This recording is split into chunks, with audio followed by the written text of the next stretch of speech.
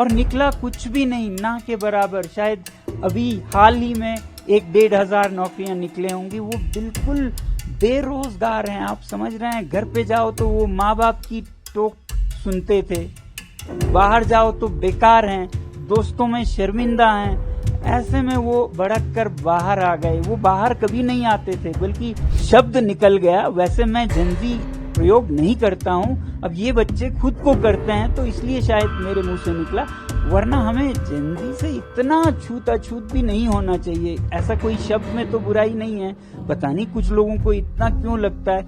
मैं भी यूज नहीं करता हूं, मगर कल ये मैंने सिर्फ इसका वर्णन करते हुए कहा, ऐसा एक हालात हो गया लद्दाख में जिससे हम सब दुखी हैं। सबसे पहले तो मैं खुद बहुत बहुत दुखी हूं, पूरा लद्दाख दुखी है कि इन माओं के बच्चे खो गए, और उसके बाद फिर हम आरोप प्रत्यारोप का ये खेल खेलें, ये अच्छा नहीं लगता। ये बहुत दुख की बात है कि हम अपने सर से जिम्मेदारी हटाकर किसी, जैसे कहते हैं ना, स्केप गोट, बलि का बकरा बना के उस पे मर दें। ऐसा खेल हमें नहीं खेलना चाहिए। ये चतुराई जरूर है मगर समझदारी नहीं है। Clever move but not wisdom. इस समय हमें विजडम की जरूरत है। हम साथ में बैठ के सोचें कि इन बच्चों की क्या ऐसी विवशता थी कि वो सड़कों पे इस तरह से निकल आए, और उसे सुलझाएं तो सब सुलझेगा। ये सीमा शांत होगी, ये देश प्रगति करेगा। ना कि हम इसने किया उसने किया, मैंने कुछ नहीं किया, मैं तो अच्छा हूं बोलें। क्योंकि सच्चाई ये है कि ये बच्चे बहुत परेशान से थे। आज ही नहीं, 2 महीने से नहीं, 5 सालों से, बल्कि 6 सालों से ये अनएम्प्लॉयड थे, जॉबलेस। और इनके जो अरमान थे कि लोकतंत्र होगा नए लद्दाख में, वो भी नहीं हुए। कि संरक्षण होगा 6वें शेड्यूल में, वो भी नहीं हुए। बातचीत पे बातचीत घसीटते जा रहे थे, नतीजा कुछ नहीं निकल रहा था। अब मुझ पे दोष देने लगे थे यही युवा कि आपका शांति का पथ किसी काम का नहीं है, अपनी शांति आप अपने साथ, एक मिनट, आप अपनी शांति का पथ अपने साथ रखिएगा, हम अपने हाथ में लेंगे। ऐसा मुझे बुरा भला कहने लग चुके थे। तो ये बहुत दुर्भाग्य की बात है। सबसे बड़ी बात ये हम माने, और अभी इनकी लाशें वही हैं, और इस पे हम आरोप प्रत्यारोप। आप सोचिए, क्या ये अच्छा लगता है किसी भी देश में कि सरकार किसी एक को चुन के, किसी एक पार्टी को इसने किया, और जो कमियां हमसे रह गई इस गवर्नेंस में, इस सिस्टम में, उनको हम बिल्कुल नजरअंदाज कर दें, तो फिर दोबारा ये उठेगा। आप किसको अकाउंटेबल मानते हैं? क्योंकि आपको मैं तब से फॉलो कर रहा हूँ, बहुत लंबा समय। आपको तमाम लोग इंस्पिरेशन के तौर पर भी वांगचुक साहब देखते हैं। आपको याद होगा, मैंने आपका पहला इंटरव्यू किया था जब आप लद्दाख भवन में प्रोटेस्ट पर बैठे थे। जी, जी। आप दीवार के ऊपर चढ़ के मुझे इंटरव्यू दे रहे थे, एनआई के बैनर तले ही। और इस समय मैं आपका इंटरव्यू कर रहा हूँ। दोनों में जमीन आसमान का अंतर है। एक समय आप शांति के पथ पर तमाम लोगों को बढ़ा रहे थे, और आज उल्टा आरोप लग रहा है। मगर पथ वही है मेरा। तो मैं किसी को जिम्मेदार नहीं ठहराना चाहता हूं, मगर एक सच्चाई भी है ना कि 2020 से हमें वादा दिया गया कि आपको 6ठे शेड्यूल में संरक्षित किया जाएगा। खासकर इन नौजवानों को ये वादा दिया गया था कि 21,000 नौकरियां निकलेंगी, फिर 6,000 नौकरियां निकलेंगी, और निकला कुछ भी नहीं, ना के बराबर। शायद अभी हाल ही में 1-1,500 नौकरियां निकले होंगी, वो बिल्कुल बेरोजगार हैं। आप समझ रहे हैं, घर पे जाओ तो वो माँ बाप की टोक सुनते थे, बाहर जाओ तो बेकार हैं, दोस्तों में शर्मिंदा हैं। ऐसे में वो भड़क कर बाहर आ गए। वो बाहर कभी नहीं आते थे, बल्कि ये जो आंदोलन चल रहा था, इन सब लोगों की एक शिकायत थी कि ये युवा पीढ़ी बहुत मतलबी हैं, अपने घरों में घुसे रहते हैं, बाहर नहीं आते हैं, क्योंकि इनको डर है कि सरकार इनके चेहरों की तस्वीर लेगी और इंटरव्यूज में इन्हें हैरस करेगी। तो ये कभी नहीं निकलते थे। अचानक कल ऐसे निकल आए, ये किसी का मतलब इमेजिनेशन में भी नहीं था। क्या आपको पहले इस बात का इल्म नहीं था कि ये जो प्रोटेस्ट आप हंगर स्ट्राइक कर रहे थे, वो इस तरह का रूप ले लेगी? बिल्कुल नहीं, बिल्कुल नहीं, बिल्कुल नहीं। हम इतना कह रहे थे, कल के लिए ये बातचीत चल रही थी, फैसला। आपने जेनजी सब का नाम लिया, आपने नेपाल के उस रिवॉल्यूशन का भी एग्जाम्पल दिया जिसमें उग्र प्रदर्शन किए गए, हिंसक प्रदर्शन किए गए, नेपाल के इंफ्रास्ट्रक्चर पर डेंट कराया गया, नेपाल की डेमोक्रेसी खतरे में आ गई, तमाम आरोप और उस तरीके की बात को आप इंडोर्स करते हुए दिखाई नहीं नहीं नहीं, ऐसा मत कहिए इंडोर्स करते। जब ये हो चुका था, पहली बात तो कुछ लोग कहते हैं कि आपने ऐसा कह के इंसाइट किया। जब ये हो चुका था, मैंने तब एक अपडेट दिया जिसमें मैंने कहा कि ये हिंसा निंदनीय है, शब्द था निंदनीय है, मैं बहुत दुखी हूं इससे। आप हमारा समर्थन नहीं बल्कि हमारी बदनामी कर रहे हैं। और फिर मैंने कहा कि ये अचानक से बिना किसी पहले के उसके अचानक से ऐसे हजारों में युवा निकल गए मानो जैसे जेनजी रेवोल्यूशन सा हो, ऐसा एक शब्द निकल गया। वैसे मैं जेनजी प्रयोग नहीं करता हूं, अब ये बच्चे खुद को करते हैं तो इसलिए शायद मेरे मुंह से निकला, वरना हमें जेनजी से इतना छूत-अछूत भी नहीं होना चाहिए। ऐसा कोई शब्द में तो बुराई नहीं है, पता नहीं कुछ लोगों को इतना क्यों लगता है, मैं भी यूज नहीं करता हूं, मगर कल ये मैंने सिर्फ इसका वर्णन करते हुए कहा, ऐसा एक हालात हो गया लद्दाख में जिससे हम सब दुखी हैं। ये होने के बाद का अपडेट है, आप जाके देख सकते हैं। आपने कभी ऐसा लद्दाख देखा था?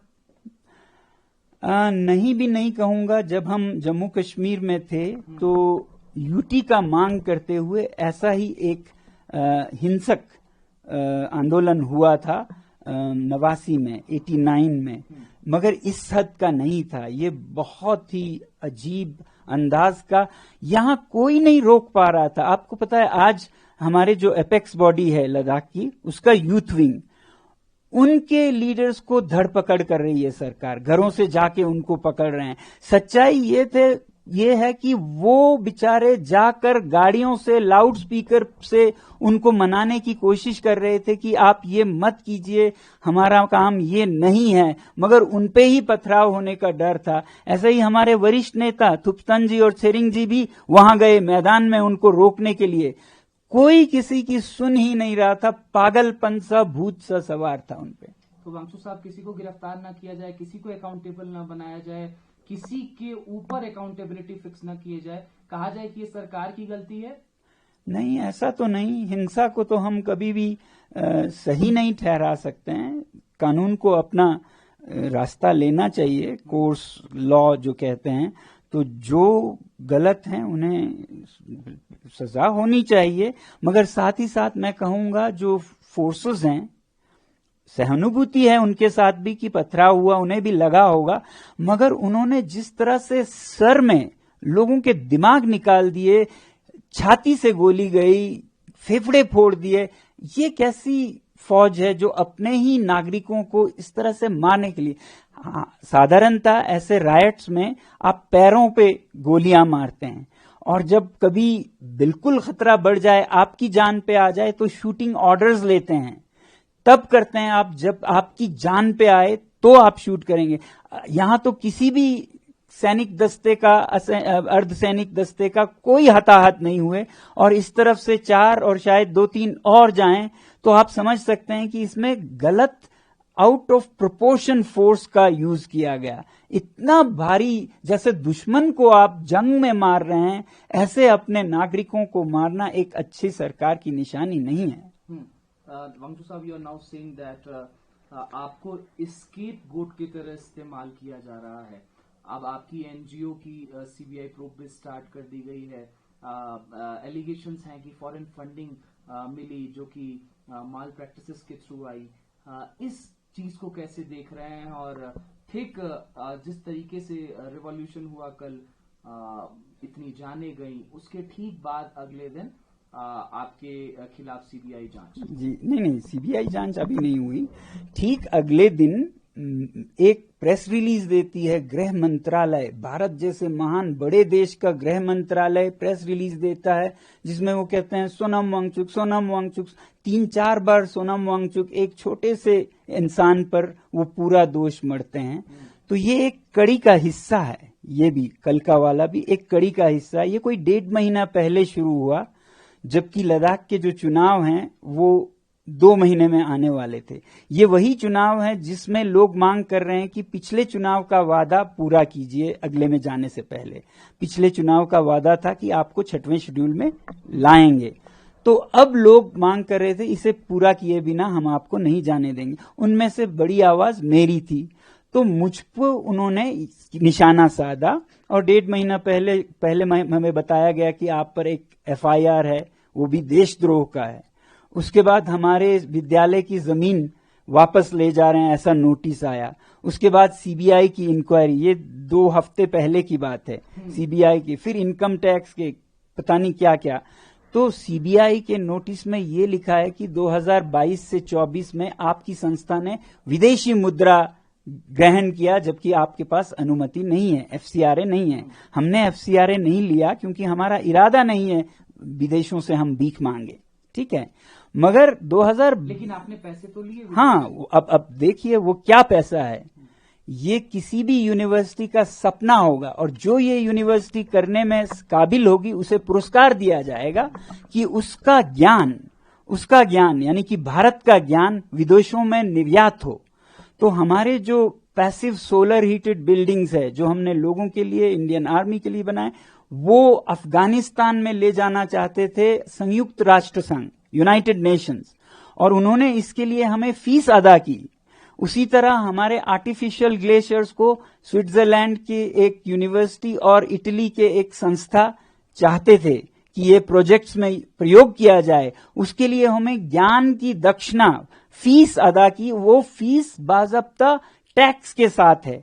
आप जब चंदा लेते हैं उस पर टैक्स नहीं लगता है। ये सर्विस एग्रीमेंट है जो आपकी एक क्या कहते हैं, इज्जतदार नॉलेज पार्टनर किसी और को नॉलेज सप्लाई करता है। तो इसको फॉरेन कंट्रीब्यूशन नहीं कहते हैं। वो भी समझ गए कि उन्होंने गलती से इसे फॉरेन कंट्रीब्यूशन माना, मगर बंद करने के बजाय अब वो 22 से 24 के बजाय 21-20 कहीं तो कुछ मिले ढूंढने लग गए। फिर हमारे जो छोटे बच्चों का विद्यालय है वहां चले गए, उससे मांगने लगे। ठीक है, मांगिए, आपको जो मिले ले लीजिए, मगर मैं ये कहता हूं कि आपको ये मिलेगा कि यहाँ एक ऐसा विद्यालय है जहां के संस्थापक खुद अपनी जेब से विद्यालय को 1-1 करोड़ साल का देते हैं। अब उसका क्या इनाम देंगे वो, ये मैं नहीं पूछना चाहूंगा। इनकम टैक्स के समन्स आ रहे हैं, उन्हें यह नहीं पता है कि लद्दाख क्षेत्र में कोई टैक्स नहीं देता है, टैक्स माफ है यहां, फिर भी एक आदमी देता है, वो मैं हूं, क्योंकि मैं अपना दायित्व समझता हूं और मैं दे सकता हूं, तो बिना जरूरत के टैक्स देता हूं। कितने लोग हैं भारत में जो बिना मांगे टैक्स देते हो, उस पर इनकम टैक्स के समन्स मानो ये कह रहे हैं कि आपने क्यों टैक्स दिया। तो ये विच हंटिंग का एक, बदकिस्मती से कहना पड़ रहा है, एक कड़ी सा चला, जिसका आखिरी कड़ी था कल जब हिंसा के बाद पूरा का पूरा दोष सोनम वांगचुक पे डाला। मुझे वैसे भी ऐसे खबरें आती गई बहुत अच्छे सूत्रों से कि आपके खिलाफ पब्लिक सेफ्टी एक्ट का केस बनाया जा रहा है ताकि आपको 2 साल के लिए बिना जांच के, बिना बेल के जेल भेजा जा सके। तो आपको डर है कि अब आपकी गिरफ्तारी? बिल्कुल डर नहीं है, मैं बिल्कुल इंतजार कर रहा हूं। बल्कि मैं ये सोचता हूं कि न्योता देंगे पुलिस को कि आए आपको गिरफ्तार? बिल्कुल देंगे, क्यों नहीं देंगे। जब वो चाहें हमें गिरफ्तार कर सकता है। मैं सोचता हूं कि मेरे जेल में होना देश को ज्यादा जगाएगा मेरे बाहर होने से, क्योंकि देश नजारा देखेगा। जो आदमी देश विदेश से भारत के लिए मैग्सेसे से लेके रोलेक्स अवार्ड से लेके 30 पुरस्कार लाता है, 8 तो यूनिवर्सिटीज के ऑनररी डॉक्टरेट्स लाता है, देश का नाम ऊंचा करता है, यहाँ के ज्ञान को निर्यात करता है, और चीन जैसे देशों के खिलाफ बायकॉट चाइनीज प्रोडक्ट्स का मुहिम चलाता है, जो आगे ले जाके सरकार भी उसे आगे बढ़ाती है। उसी आदमी को हम आज ऐसे दोषों में जेल डाल रहे हैं। ये नजारा जब वो देखेंगे तब वो समझेंगे कि आज देश कैसे चल रहा है। तो इसलिए मैं सोचता हूं मेरी देश सेवा की यही एक आखिरी कड़ी रह गई है। वांगचुक साहब, क्या पहले जैसे सोनम वांगचुक बनकर के अब उन तमाम युवाओं के बीच में, लद्दाख वासियों के बीच में, भारतवासियों के बीच में, हमने देखा है आप क्लाइमेट चेंज पर बात करते हैं, आप ग्लोबल वार्मिंग पर बात करते हैं, बड़ी संख्या में युवा आपको फॉलो करते हैं। जब आप विदेशों में जाते हैं, आप एक पोस्ट करते हैं, उस पर मिलियंस लाइक होती हैं। तो you are an youth inspiration sir. लेकिन क्या आपको लगता है कि अब वो क्रेडिबिलिटी उस सोनम वांगचुक की रह जाएगी, क्योंकि 4 जाने आपकी वजह से गई? नहीं, मेरी वजह से गई ये कहना गलत होगा। उनकी कोशिश है कि देश को ऐसे दर्शाएं और वो इसमें छुप जाएं। ये कोशिश है। देश के लोग इतने बेवकूफ नहीं हैं। आप समझ सकते हैं कि देश के लोग इतने नहीं हैं कि जो उनको खिलाया जाए वो पी जाएं, खा जाएं।